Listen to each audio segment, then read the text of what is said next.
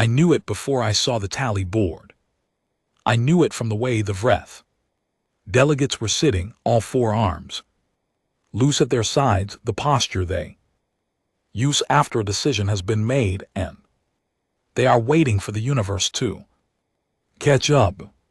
I knew it from the way the Solhari interpreters had gone very quiet in their corner, heads tilted in that specific angle that means they are processing something they do not want to process. I was there as a liaison. That was my job title. My badge said advisory, non-binding in 9 languages, including my own, which I always found a little insulting, like they felt the need to remind me personally that nothing I said mattered. My name is Dara Voss, Sergeant Liaison, Earth Diplomatic Corps, attached to the Galactic Accord Council on a 6-month rotation that had now stretched into 2 years because apparently nobody else wanted the job. I was 34 years old. I had survived the Kepler engagement, which meant I had stepped outside at exactly the right moment and come back to find that the moment was the only thing that had saved me. I had 6 dead friends and 1 very battered nutrition bar in my jacket pocket, and I was standing in the most powerful political chamber in the known galaxy, watching 9 civilizations make the worst decision in recorded history. The tally board read unanimous. 47 representatives, 47 votes for war against Earth. 11 minutes and 40 seconds from the first motion to the final count. My earpiece, which had been misfiring all morning, informed me in a pleasant automated tone that this was a new procedural record. And then, because the translation matrix was having one of its days, added, "Congratulations, your melon is ripe." I stood in the gallery and did not move. The chamber was enormous, the kind of enormous that was designed to make individuals feel like punctuation marks in a very long sentence. The ceiling was a dome of something that was not quite glass, filtering the light from Accord Station's artificial sun into something pale and slightly green, which was a compromise because 5 of the 9 species preferred different light spectrums, and this was the one shade that nobody actively hated.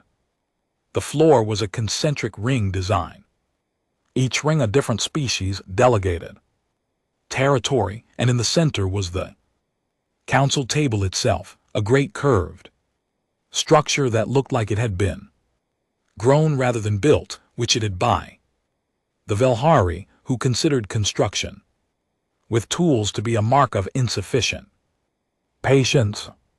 I had sat in this chamber for 2 years. I had watched trade agreements and border disputes and the slow grinding diplomacy of species who had been talking to each other for centuries and had developed elaborate rituals for every possible stage of negotiation. I had watched the Vreth ambassador, counselor, whose name translated roughly as he whose patience outlasts mountains, conduct a 40-minute procedural objection about the placement of a water vessel during a session on agricultural rights. I had watched the Solhari and the Pelhari spend 6 weeks debating the grammatical tense of a single treaty clause. They had managed a war vote in 11 minutes and 40 seconds.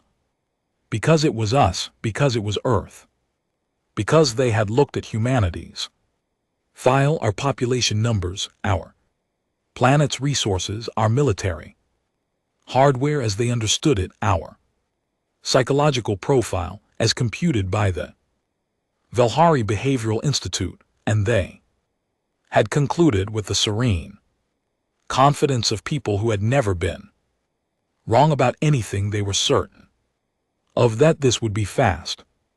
Counselor Vreth stood from his seat at the center of the table. He was tall. Even by Vreth standards, the kind of tall that exists to make a point. His forearms spread wide in the posture of resolution. The chamber's translation system converted his words in real time, and I heard them through my earpiece in flat professional English. The Galactic Accord Council has determined that the continued territorial expansion of the human species and their refusal to submit to Accord oversight of their outer system installations represents an unacceptable threat to the stability of the region. A military correction will be conducted. It is expected to conclude within a standard cycle. A standard cycle was approximately 4 Earth months. The chamber applauded. Not all 9 species applaud the same way. Solhari vibrate a membrane behind their head plates. The Pelhari tap 2 of their 6 legs against the floor. Velhari simply hold very still, which is their version of approval. But all 9 species present made their version of the gesture, and the sound of it in that enormous room was like weather. I put my hand in my jacket pocket. I pulled out the nutrition bar. I unwrapped it because the wrapper was loud and I did not care, and I ate it, standing in the gallery while Counselor Vreth accepted the congratulations of his fellow representatives, and the chamber buzzed with the particular energy of people who believe they have just solved a problem. The bar was chalky and tasted like artificial blueberry. Jennings used to steal them from my kit. She said they were disgusting and then ate them anyway every time, which was the most accurate summary of her personality I could offer. I finished the bar. I folded the wrapper carefully and put it back in my pocket. I left. The corridor outside the chamber was long and slightly curved, following the shape of the station's outer ring. It was empty at this hour except for a pair of Solhari administrative staff moving quickly in the other direction, their head plates tilted forward in the posture of people who have just received news they are still computing. I walked the other way. My boots were quiet on the floor. The station's ambient hum was a constant low note, like the building was thinking. I found an alcove with a bench and a viewport that looked out into the dark. I sat down. Outside there were stars. There are always stars, which should be comforting, and mostly is not. The Accord station orbited a small, unremarkable star in the neutral zone between Vreth and Solhari space, which was a diplomatic choice that had taken 11 years to negotiate and which both sides quietly considered a defeat. Earth was 32 light years away. I could not see it. From here I never could. I thought about the vote. Not the politics of it, not the strategy, the thing underneath the politics, and the strategy, the thing that the Vreth behavioral models and the Velhari psychological profiles had looked at and had somehow, with all their centuries of accumulated data, missed. They had built a file on humanity. I had seen a copy. It had been forwarded to Earth's diplomatic corps 6 weeks ago by a Solhari clerk who had what could only be described as a crisis of conscience, though the Solhari term for it translated more precisely as a temporary failure of institutional loyalty. The file was thorough. It was detailed.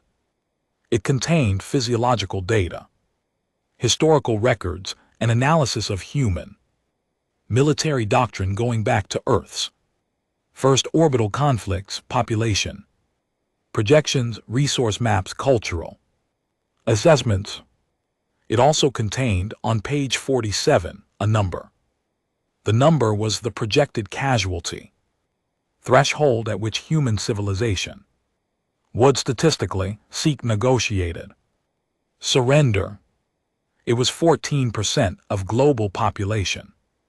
The behavioral models had arrived at this figure through a cross-referenced analysis of historical human conflicts. They had looked at every war, every siege, every campaign where a human population had continued fighting, despite significant losses, and they had found the point at which, historically, the calculus shifted, the point where the cost of continuing outweighed the cost of stopping. 14% clean, clinical, precise. I sat in the alcove and looked at the stars and thought about that number and about the analysts who had produced it, who were very intelligent, who had access to more historical data than any human institution, who had done their work carefully and correctly and had still managed to miss the one thing that made the number meaningless. They had modeled the breaking point. They had not modeled what we are like. After it, I pulled out my comm and opened the secure channel to Earth's Joint Command. The connection took 30 seconds to establish, bouncing through 3 relay points. When it connected, I heard the background sounds of a command center at work, voices, equipment, the particular controlled noise of people managing many things at once. I said they voted unanimous, 11 minutes. There was a pause, then a voice. I recognized Commander Osi, who ran the overnight watch and had the specific gift of sounding calm in any circumstance. Said, understood. Classification. I about it for a moment. I filed my report. I marked the severity field with one word. I marked the Council's awareness of that severity with another. The first word was existential. The second word was adorable. Then I closed the comm, put it back in my pocket, and sat for a while longer in the alcove while the station hummed and the stars did nothing in particular. In 32 light-years away, a planet of 8 billion people went about their Tuesday without knowing that. Somewhere in the neutral zone, in a chamber with a green-filtered ceiling, 47 representatives had just made the last significant mistake they would ever make. I stayed until the light through the viewport shifted. Then I stood up, straightened my jacket, and went to find coffee. There was a lot of work ahead, and I function better with coffee, which is the most human thing about me, according to Jennings, who is not here to argue about it, which means I get to decide that she was right. She was usually right. I held that thought carefully, the way you hold something that has edges, and I walked down the corridor, and the station hummed, and the stars outside were very far away and did not care at all, and that was fine. That was fine.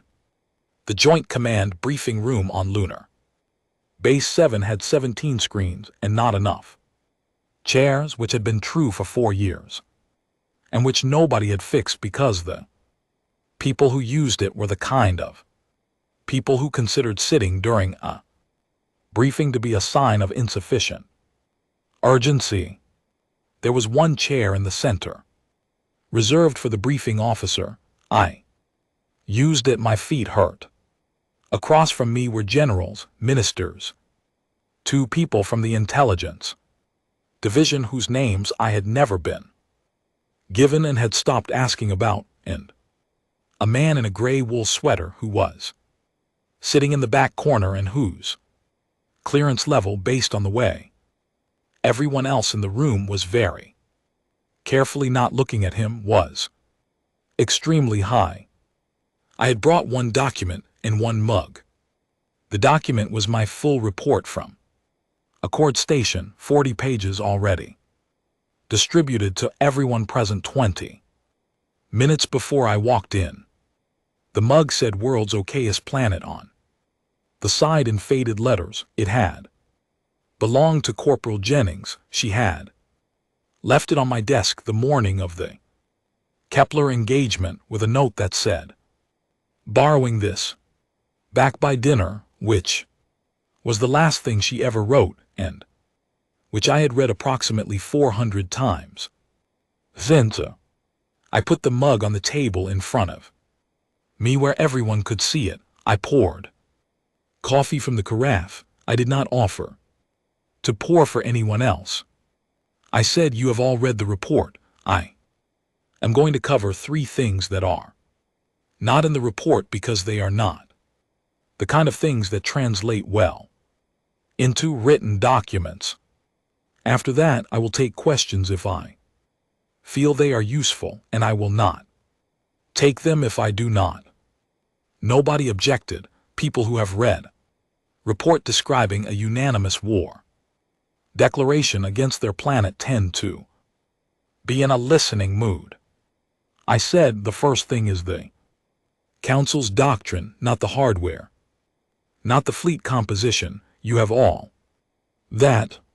It is on page 12, but the doctrine, the way they think about conflict, I have spent 2 years in that chamber watching these species negotiate, and the one thing they all share, all 9 of them, is that their model of war is built on rational cost calculation. You fight until the cost of fighting exceeds the cost of stopping.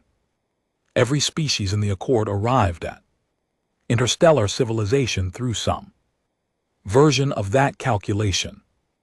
It is the bedrock assumption of every military model they have built." I paused to drink my coffee. I said, "The Vreth have not lost a war in 400 years. In that time they have engaged in 11 significant conflicts. In 8 of them the opposing force sought terms before casualties reached 6%. In the other 3, terms were sought before 12%.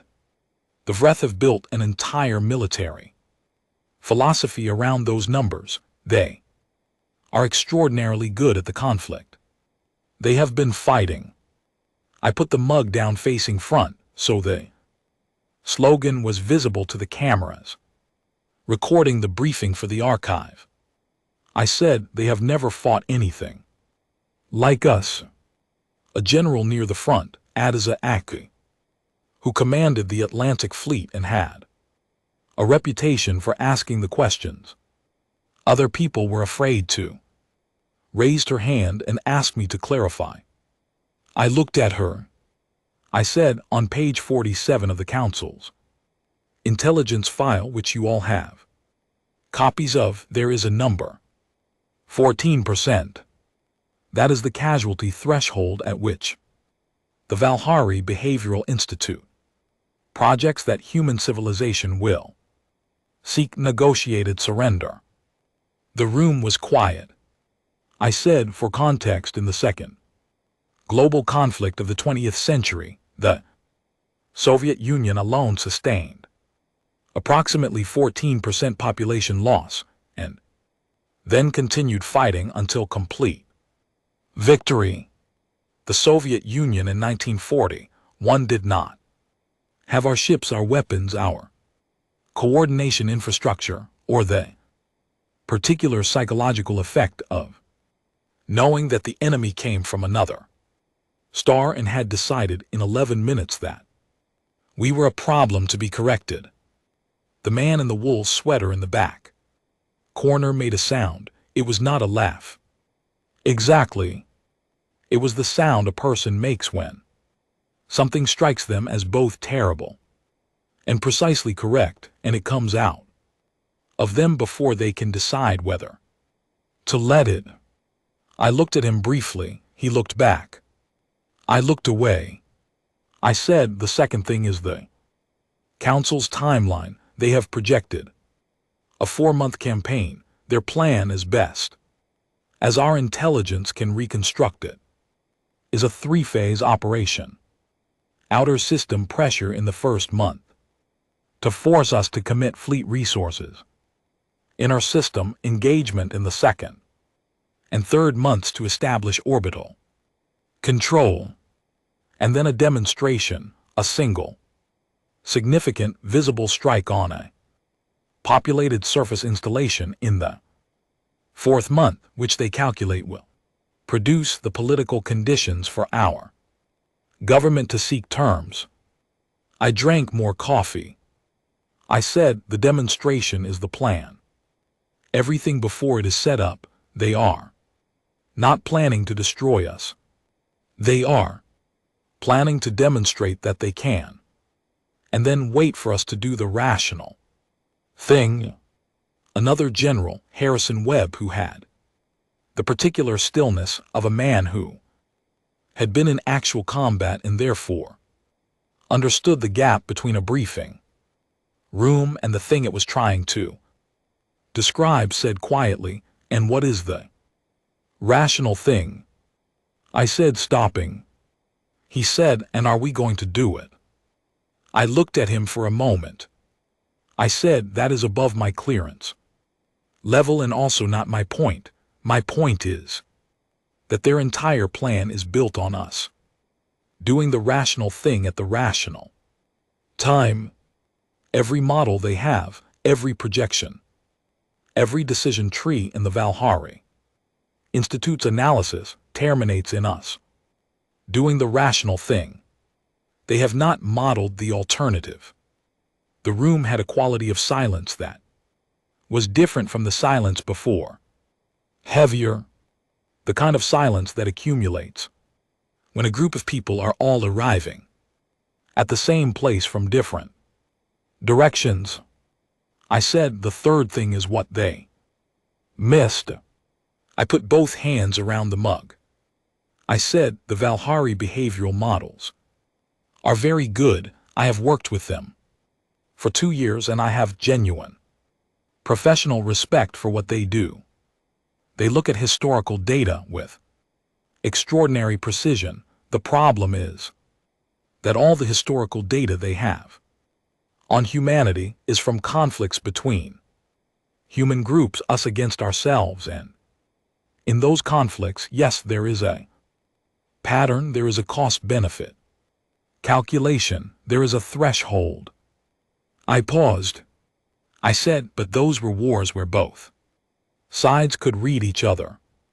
Both sides understood the other's capacity for violence because both sides were the same species. Both sides knew what the other was willing to do because they had done it to each other before. Both sides had a shared framework for what surrender meant and what it cost. I looked at the room. I said, the council announced a 4-month campaign to correct us. They used that word correct, like we are a calculation that has gone slightly wrong, like we are a variable that needs adjusting. The man in the wool sweater was very still.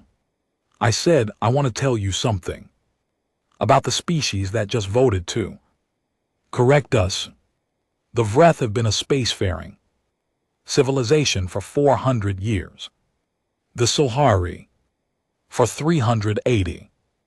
The youngest member of the Accord has been in space for 260 years.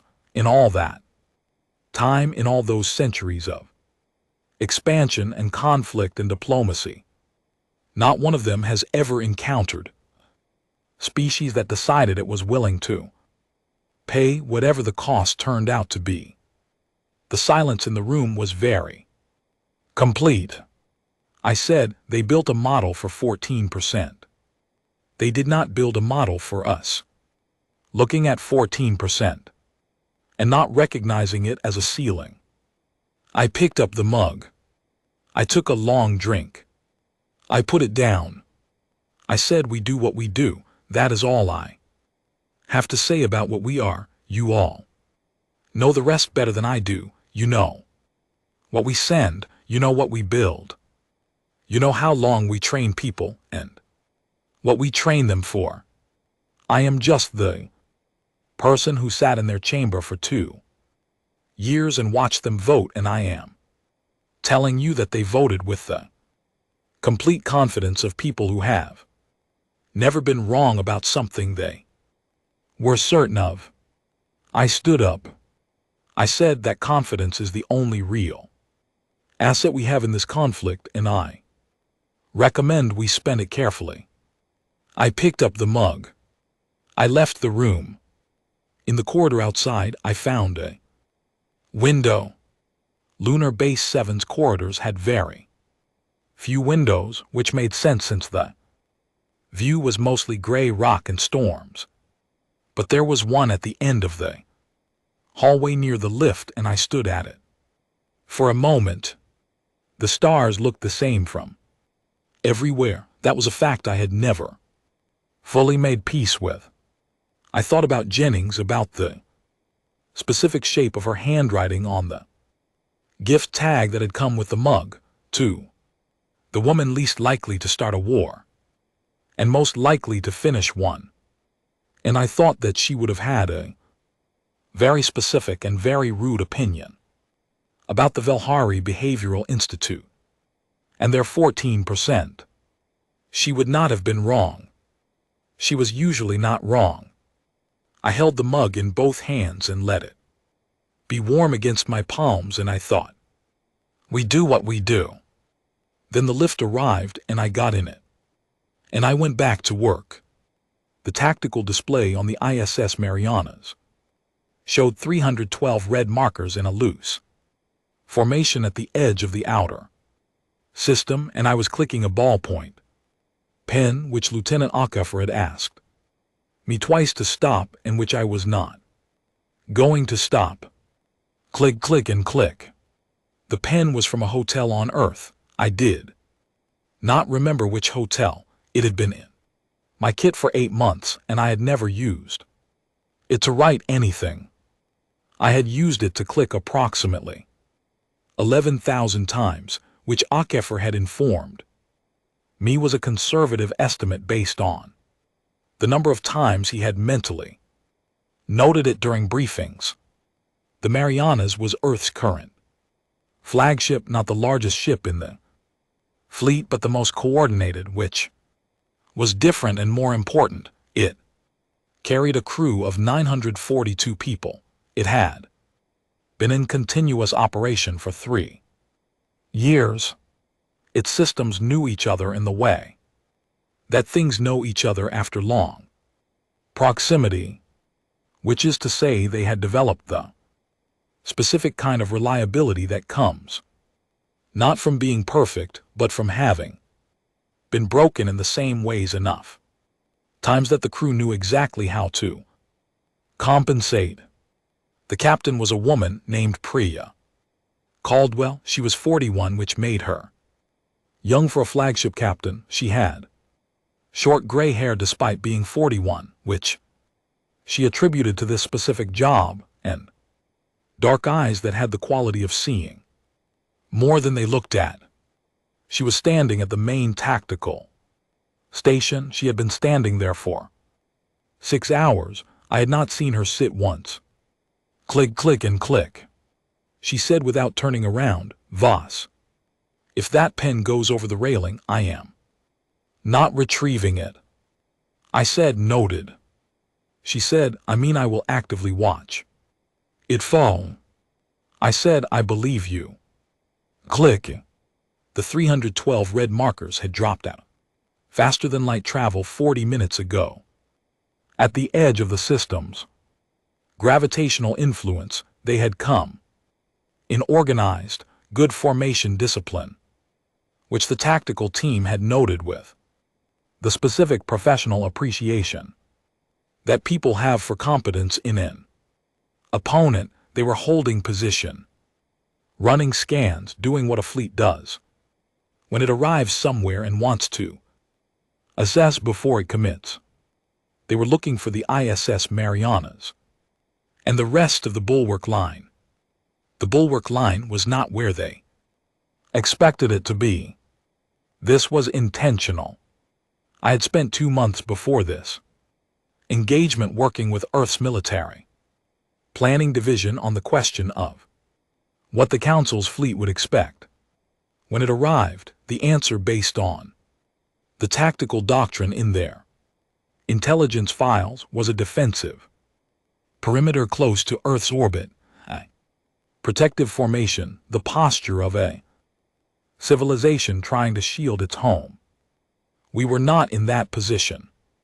The bulwark line was deployed at the outer system's natural gravity margins, distributed across a volume of space so large that the Council's formation, however good its discipline, could not engage it simultaneously. The point was not to meet them head-on.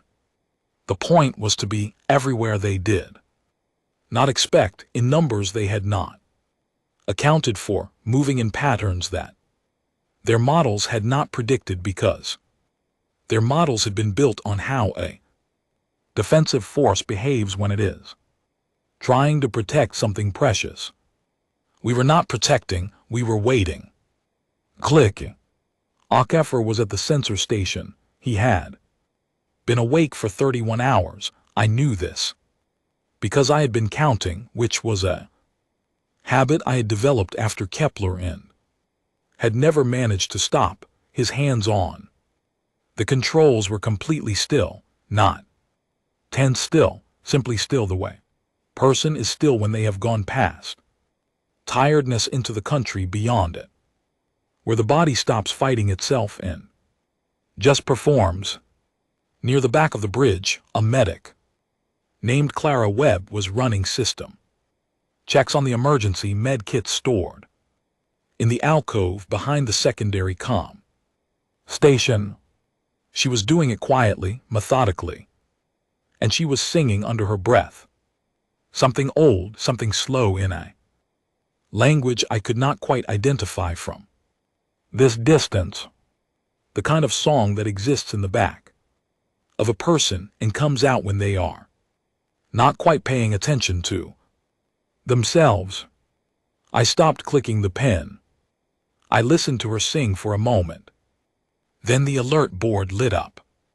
The Council formation was moving. Not toward Earth, not directly. They were redistributing, spreading their formation wider, which was a standard Wrath tactical maneuver designed to increase sensor coverage and prevent an ambush from a concentrated source. They were good at this. The movement was clean, precise, each ship holding its interval with impressive coordination. Caldwell watched it happen on the display. She said, "They are looking for a wall." She said, "Give them something to find." The Marianas moved.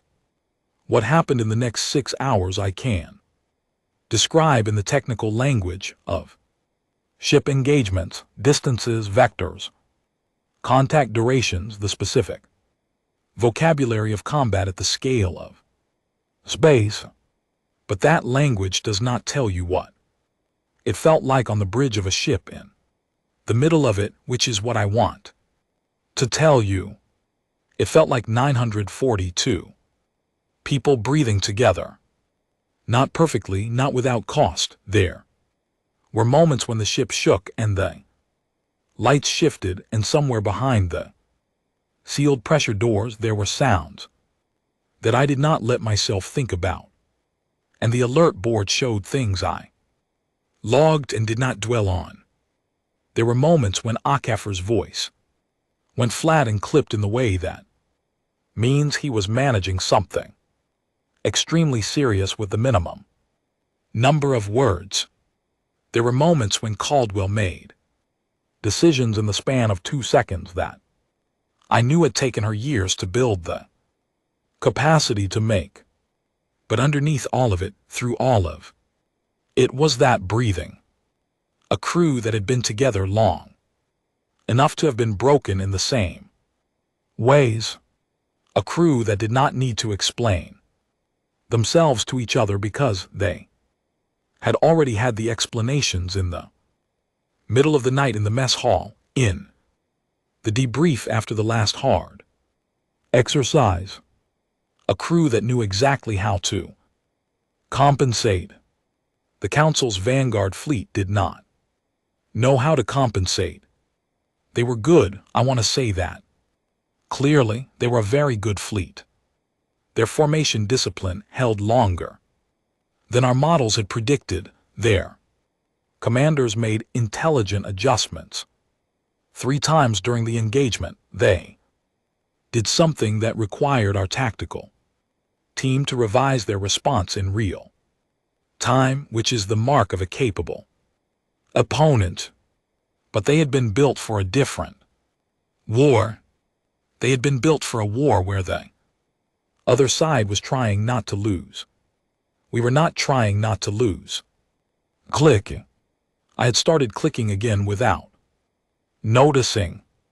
At the 4-hour mark, the Council's formation began to show gaps, not catastrophic gaps, the kind that happen when a coherent strategy meets sustained pressure that it was not designed to sustain. One of their command ships moved to compensate for a gap on the left margin, and in doing so created a new gap on the right margin, and the Marianas went through the right margin like a thought. At the 5-hour mark, Akefer said, in exactly the same voice he used to report routine sensor data, their reserve formation is changing heading. Caldwell said direction. He said away. She said how fast. He looked at the screen. He said fast. At the 6-hour mark, the Council's admiral sent a transmission. It came through on the diplomatic frequency, which I was monitoring on the secondary console. I heard it in the flat voice of the translation system, commander of the human military vessel. This engagement has resulted in unexpected parameters. The Galactic Accord Council is prepared to discuss conditions for a cessation of active conflict. He used the formal register. He used the term for addressing a lesser species. He called us an unexpected parameter. Even now, even in this. Caldwell looked at me across the bridge. I held up the diplomatic comm. She said, tell him we don't have terms. Yet, tell him we're deciding what we want to. I pressed the channel. I said it. The pen was still. There was silence on the Admiral's end. That lasted a long time. In that silence, Clara Webb stopped singing, not because anything had happened, just because the silence had a quality that asked for acknowledgement, the way some silences do. Then the channel closed. Caldwell was already talking to the tactical team, already moving to the next problem, already doing the 10 things that needed to be done now that the immediate phase was transitioning. The bridge came back to its noise. The systems resumed their steady conversation with each other. I put the pen in my pocket. I looked at the display. The red markers were redistributed now, scattered from their elegant formation into something more honest. The bulwark line was exactly where it needed to be.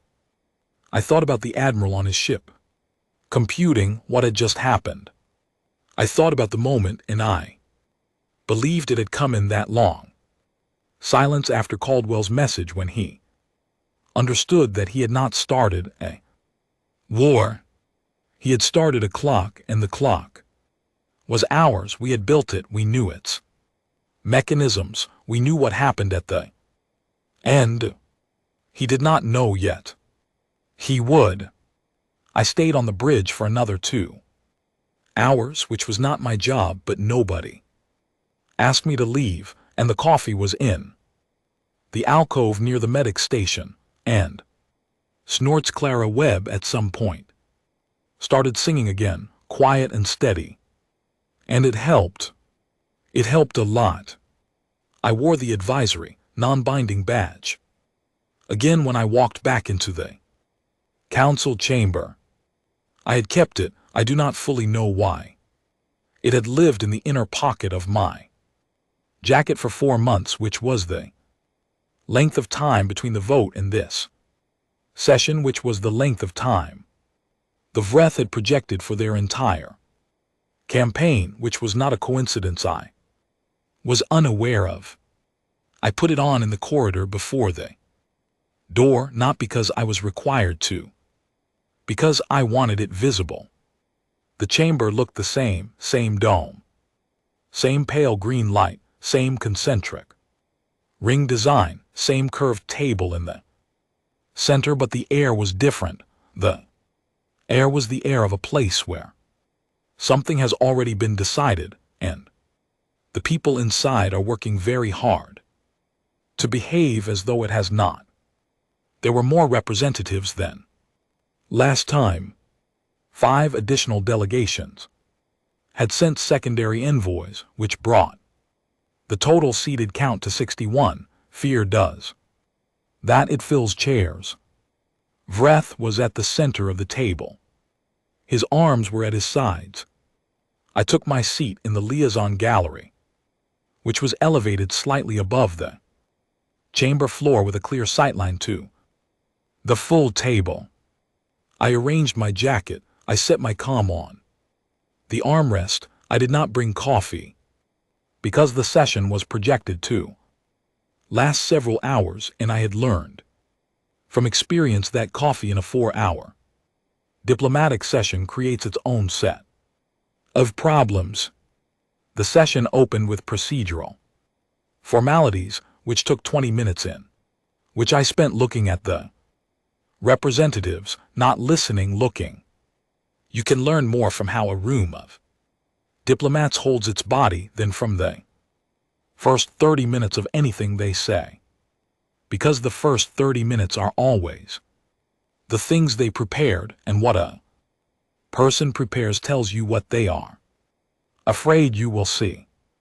The Vreth delegation was holding itself very correctly, textbook posture, the kind of deliberate, maintained correctness that is itself a signal, because natural confidence does not need to be maintained. The Salhari headplates were angled approximately 12 degrees lower than their usual neutral position. 12 degrees is, in Salhari body language, the angle of honest concern as distinct from performed concern. They were not performing. The Pelhari were doing the thing they do when they are in a room where the social mathematics have changed, tapping their legs in the 4-2 pattern, which an accord linguist had once told me was the Pelhari equivalent of quietly recalculating. I watched all of this and I thought, they know, they do not know what to do with what they know, but they know. Then the offers began.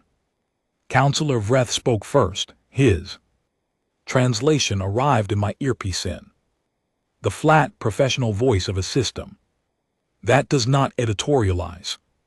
The Galactic Accord Council, in the interest of regional stability and in recognition of the engagement periods, unforeseen developments, is prepared to offer a formal cessation of hostilities, effective immediately. Unforeseen developments. I held that phrase somewhere quiet and looked at it. The Salhari secondary envoy spoke next. She was young for her position, which, among the Salhari, means she was likely extremely competent and had risen past the usual ceremonial pace because someone had recognized she was too good to wait.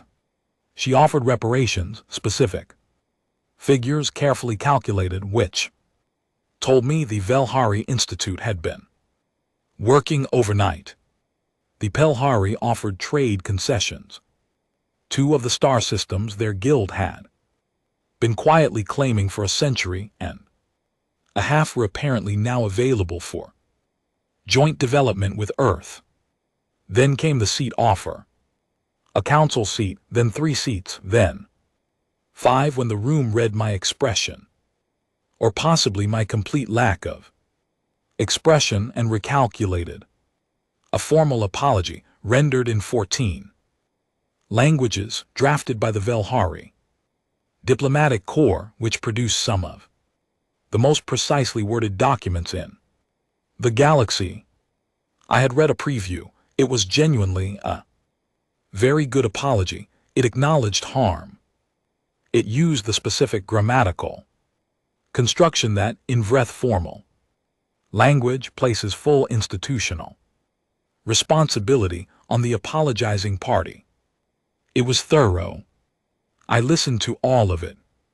I was thinking about Kepler. I was thinking about the smell of the air afterward, which is a thing I do not describe in detail to anyone ever, but which is present in the back of my mind with approximately the same frequency as my own heartbeat, which is to say, always underneath everything, steady and known.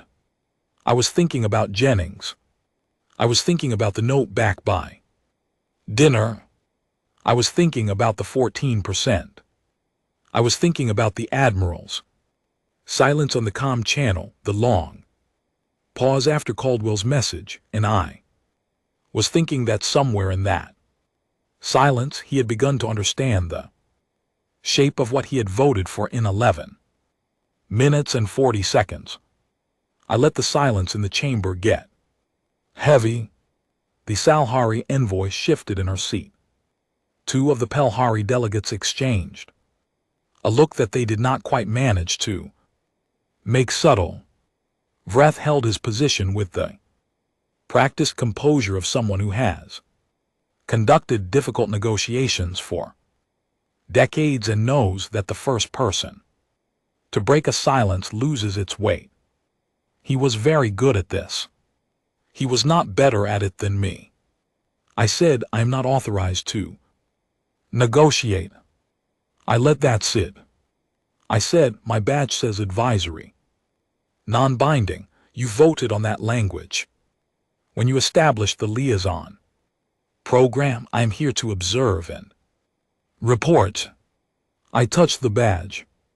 I said, but I am going to tell you something as the person who has spent 2 years in this chamber, because I think it is relevant to whatever you do next. The room was very still. 61 representatives of 9 civilizations, and the room was as still as the moment before a bell rings. I said, after you voted, I filed a report. I snorts marked the council's awareness of the severity of your decision with 1 word. I want you to know that word because I think it is something you should sit with. I said, I marked it adorable. The word landed in the room and did not leave. I said, not because I was angry, not because I was dismissing what 9 civilizations represent or what this chamber has built over centuries of careful work. I marked it that way because I watched 47 people vote in 11 minutes on the basis of a file that contained a number, a casualty threshold, a breaking point. Page 47, and the entire plan was built on us reaching that number and doing the rational thing. I said, I want to tell you about the rational thing. The rational thing is a calculation, inputs, outputs, a point where the cost exceeds the value. It is a very clean model. I understand why you built it. Every civilization represented in this chamber has used it. It has worked for you reliably for centuries. I looked at Vreth. I said, the problem is not the model. The problem is the assumption you built it on, the assumption that we would recognize the number when we reached it, that we would look at 14% and understand it as a ceiling. I stood. I said, we look at it and we do not see a ceiling. I cannot explain to you precisely why, because I am not a behavioral scientist, and I do not fully understand it myself from the inside. But I can tell you that the men and women on the ships that engaged your vanguard were not calculating. They were not measuring cost against value. They were doing the thing that they do when something they love is in the room that the threat is walking toward. I said your model did not have a variable for that. I said I recommend when your institutions build the next model that they find one. I picked up my comm from the armrest. I said I will file this conversation in my report. I will mark it as the moment the council received relevant information about its fundamental analytical error, because my reports are extremely precise, and that is what this moment is. I walked toward the door. I stopped, turned back once. I said the apology was well written. I have read better from the Valhari, but not many. I want you to know it was noticed. Then I went through the door. In the corridor, I stopped and put my back against the wall and closed my eyes. 4 seconds. 3, 2, 1. Done. I pushed off the wall and walked. The sound from inside the chamber, not shouting, not chaos, but the very specific high-pitched noise of 61 people recalculating, followed me down the corridor until the curve of the station's ring took me far enough away that I could not hear it anymore. The badge went into my jacket pocket. I did not put it on again. Earth's terms arrived at the Accord Council chamber on a Thursday. They came without ceremony, no formal convoy, no honor guard, no advance fleet of warships positioned in view of the station's external sensors to remind the council what was behind the document. Just a courier vessel, standard class, one of thousands that move through this region of space on any given day, docking at the station's secondary bay with a sealed diplomatic packet addressed to the council secretariat. I carried it through the station myself. Nobody stopped me. The Accord security personnel at the chamber entrance scanned it, noted my credentials, and opened the door. I walked into the chamber for the third time in 4 months. The room was different again. The delegations had rearranged themselves slightly, a detail that would mean nothing to most observers, but which told me clearly that several political conversations had happened in the past 2 weeks that had shifted the internal alignments of the Accord in ways that would take months to fully map. The Salhari and Valhari delegations were seated slightly closer together than protocol required. The smaller member species had moved almost imperceptibly away from the Vreth cluster. The math of the room had changed. Vreth was at the center, same as always. He watched me cross the floor. He watched me place the document on the table in front of him. He watched me pull out the chair across from him and sit down. I did not speak. I folded my hands. He picked up the document, his secondary translator, a Valhari, which told me they were taking the language precision seriously, began working through it. I watched Vreth's face, which was not a face in the human sense, but carried expression in the movement of the secondary membrane around his eye structures, and I watched that membrane as the pages turned. The document was 11 pages. My colleague, Nadia Park in the Diplomatic Corps, had spent 6 weeks writing it with input from 7 other specialists, and it was, in my considered opinion, the finest piece of work I had seen produced by any human institution in my time as a liaison, not because it was aggressive, not because It was punishing, because it was scrupulously fair. Every claim was sourced, every demand came with a documented basis. Every concession Earth was prepared to make was listed alongside the reason for making it, which was a structural choice. Nadia had argued for at length. She believed, and I agreed with her, that showing your reasoning is a form of power when your reasoning is sound, because it dares the other party to find a flaw in it, and if they cannot, the document becomes almost unchallengeable on its own terms. The accord would end active conflict. Earth would withdraw from 3 of the outer system installations that had originally triggered the accords. Concerns, not because the demands were legitimate, but because the installations were not worth the continued resource cost of defending them, and Nadia had done the math. Clearly, the accord would formally recognize Earth's territorial claims within the parameters of a specific mapped boundary. Earth would apply for full council membership under a revised charter that gave humanity the same weighted vote as any species of equivalent population and technological standing. And on page 9, clause 7, in language that Nadia had drafted and redrafted 12 times until she had it exactly right, was the piece of the document I was watching for. Vreth's translator read it aloud in a low voice. Vreth's secondary membrane stilled.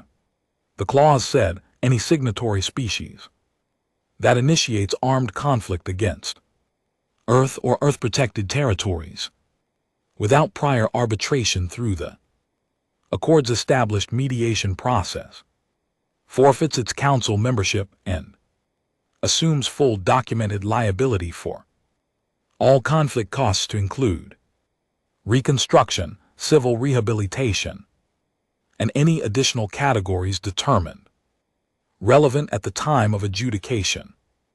Any additional categories determined relevant at the time of adjudication. Vreth looked up from the document. He looked at me. I looked back. He said, this clause, the final portion, it is open-ended. I said, yes. He said, that is intentional. I said, obviously. The membrane around his eye structures moved in a way I had not seen in 2 years of watching Vreth diplomats conduct business. It was a small movement. It was the movement of a person who has just understood something fully for the first time and is deciding what to do with that understanding. He looked back at the document. He turned to the last page. He picked up the signing instrument that the Accord uses for formal agreements, a device the Valhari designed that records not just a signature but a biometric confirmation of the signing parties' identity for authenticity purposes, and he signed. He passed it to his left, the Salhari envoy signed, the Valhari delegation signed, the Pelhari, the smaller species, one by one, the instrument moving around the table in order of seniority. It took 14 minutes. I sat through all of it with my hands folded and my face neutral and my mind very quiet in the way that minds go. Quiet when they are holding something large that has not finished arriving yet. When the instrument came back to Vreth, he pressed the authentication seal and set it down between us. He said, the document is executed. I said, I will confirm with my command. I said, the courier vessel will carry the authenticated copy back within the standard diplomatic window. He said, there is one more thing I would like to say. I waited. He said, the assessment we conducted, the file, the number on page 47, I want you to know that the Institute has been Asked to account for the methodological failure. I said nothing. He said the analysts who built the model were not careless. They were thorough. They followed every standard the Institute uses. The error was not in their methods. He paused. He said the error was in the question. They were asked to answer. They were asked to find humanity's breaking point. They were very good at finding breaking points, so they found one. He looked at the document. He said the question they were not asked because it was not a question anyone in this building thought to ask was whether the breaking point was the right variable to model. He said, I am asking it now because the clause on page 9 tells me you already know the answer. I picked up the authenticated document. I said the clause on page 9 is there so that you do not have to ask the question twice. I stood. I said, I am going to recommend to my command that they accept this agreement. That recommendation is advisory and non-binding, but I have a reasonable success rate with it. He was quiet for a moment. He said, you have been in this chamber for 2 years, Sergeant Liaison Voss. He said, I did not understand for most of that time why Earth sent you specifically. I said, nobody ever does. I walked to the chamber door. I pushed it open. The corridor beyond was the same corridor it had always been, long and slightly curved and smelling of recycled air and the particular neutral scent that large station environments develop after years of accommodating too many different species' atmospheric preferences. I stood in it for a moment. Then I pulled out my comm and opened the secure channel to Lunar Base 7. Commander Oz picked up on the second signal. I said, it is done. He said, all terms accepted. I said, signed and authenticated. Tell the Marianas to stand down. Tell Akefer to sleep, and I mean that as a direct instruction, not a suggestion. Please convey it exactly in those words. He said, understood. Anything else? I held the comm for a moment. I thought about Kepler, the smell, the 4 seconds I allow. I thought about Jennings and the note, and the mug and the 11,000 clicks of a hotel pen that I had never used to write anything. I thought about Clara Webb singing something old in the back of a bridge, while the displays showed red markers retreating. I thought about the man in the wool sweater making that sound in the briefing room. I thought about the Admiral's silence. I thought about Vreth just now, looking at a clause and understanding that the variable was wrong. I thought about what comes after the thing that you have been moving toward. I said, no, that is everything. I closed the comm. I put it in my pocket. I took the badge, advisory non-binding, 9 languages, and I held it for a moment, and then I put it in the pocket. 2. I walked down the corridor. The station hummed. The air was the recycled kind. 32 light years away, a planet of 8 billion people was going about its Thursday, and I was going to spend the next 6 hours doing the paperwork that an executed diplomatic agreement generates, which is substantial, and then I was going to sleep, and then I was going to figure out what comes next. I did not know what comes next. That was, I realized as I walked, not the problem I had expected it to be. For 2 years I had known what came next: another session, another vote, another motion, another procedural objection, another afternoon watching 9 civilizations manage their long-accumulated grudges with elaborate courtesy, and then the vote, and then the engagement, and then the briefings.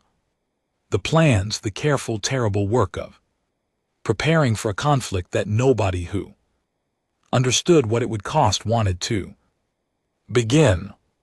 And now it was Thursday, and the document was authenticated, and the pen was in my pocket, and I did not know what comes next. I stopped walking. The corridor was empty. The station hummed.